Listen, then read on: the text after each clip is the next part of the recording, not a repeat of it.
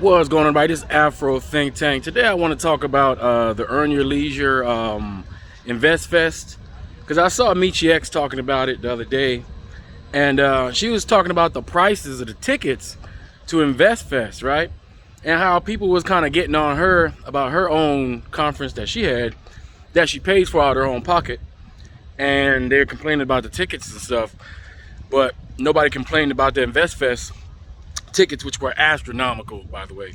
I mean, I know they had a bunch of, I guess you would say, heavy hitters there and all that stuff, but those tickets were just disrespectful, like for real. And the reason why I want to talk about this is because I think we're getting to the point where those type of things are hindering us as a community when it comes to moving forward and actually doing something tangible as far as investing in our communities. Because what we're having here is, now that we got the age of social media, right, where a lot of the people who would be traditional superstars, musicians, they're not making as much money as they used to, because now the social media influencer has caught up to them as far as notoriety and all that stuff, right? So now they're finding other ways to make money. So they're dipping to the social media subscriber pool, these celebrities who kind of either fell off or they're just kind of on the fringes, or they're not getting as much attention. They slide into the pool of social media, hooking up with influencers, and they're creating events wrapped around that. So you get something like Earn Your Leisure, right, which is a social media podcast platform. They're able to get other celebrities or people who are in traditional media that are celebrated, for their acting or rapping or whatever. They put on an event which is quasi like a concert, a happy, good feely, kumbaya time, and they charge astronomical amounts of money for it. So basically, they're preying on the hopes and dreams and of the community. So you got people who want to go to these events thinking that they're going to learn something, that if they're in the room with all these people who are rich and successful, that somehow that's going to rub off on them. So they'll pay all these ridiculous amounts of money. Like, I heard they have tickets in the thousands, VIP tickets, 13,000. Like, come on, like, first of all, who's paying them 13,000? Like, that's ridiculous, right? And what did they get out of the conference? They just got a bunch of motivational speeches, right? A bunch of in-live Instagram quotes and stuff like that. And they left, spent their money, and got nothing. It's like a concert. It's almost like going to church. You go to church, somebody preaches to you, right? And then they pass the bucket around, you put your money in it, right? But yet, for some reason, that church always seems to get renovated, but right around the church, the houses in the neighborhood dilapidated, right?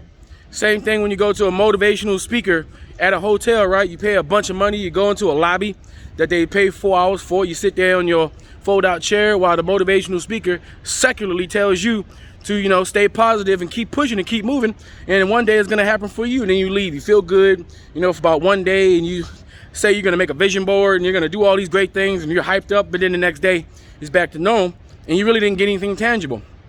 And there's a lot of that happening in the black community, where there's just commercialized grifting has just been the thing, right?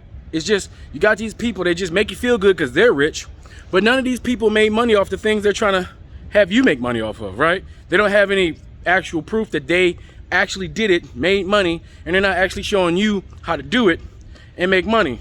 But they'll sell you a course, which is a rewritten Rich Dad Poor Dad freaking carbon copy, right? Just change the names, and then you go and you buy it. So they making money off you trying to make money, which is like, and I figure that black people by this point, right?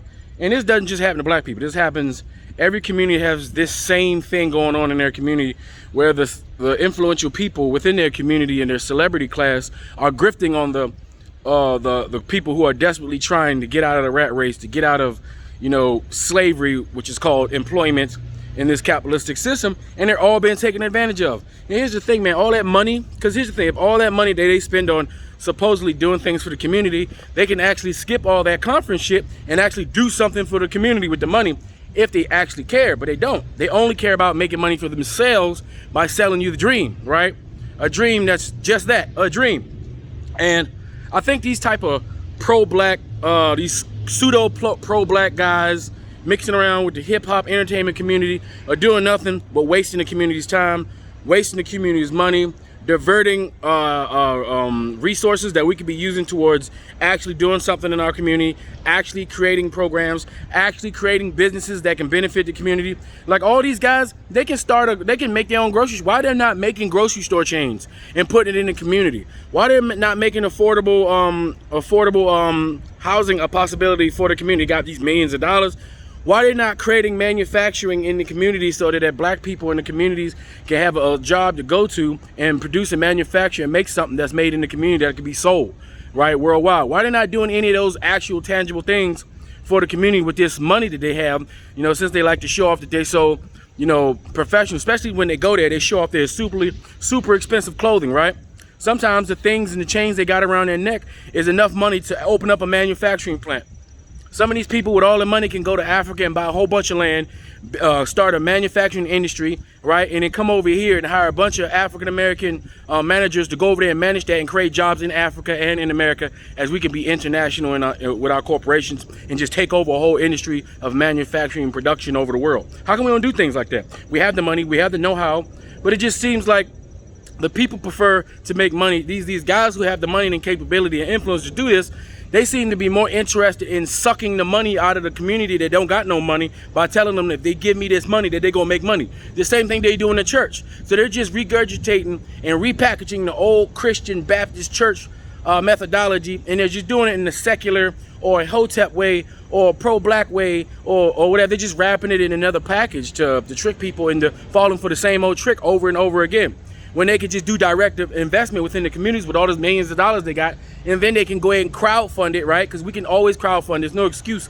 about not finding funding, because we already know that black people got money. We just don't know how to spend it. And all the people that say they're experts on how to spend money don't seem to really help black people who don't know about finances actually spend their money responsibly. It's ridiculous.